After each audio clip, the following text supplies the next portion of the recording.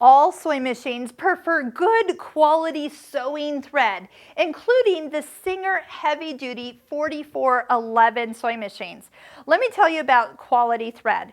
You will get the better result if you've spent more money on thread. And you're like, well, what's the difference? Trust me, the way the thread is made these days is so much better than thread made, say, 30 years ago, 40 years ago.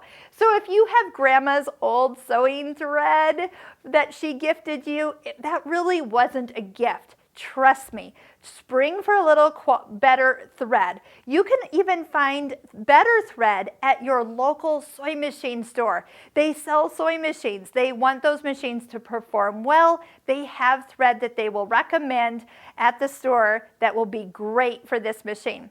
When you use low quality thread, you're probably going to get thread breaks. It might not be as smooth and make the machine sound a little rough when it runs.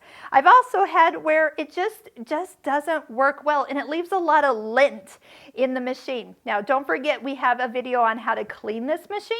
You take these two screws off and the throat plate comes off, and there's going to be lint from your fabric, but sometimes it's lint from thread, and that can be totally avoided.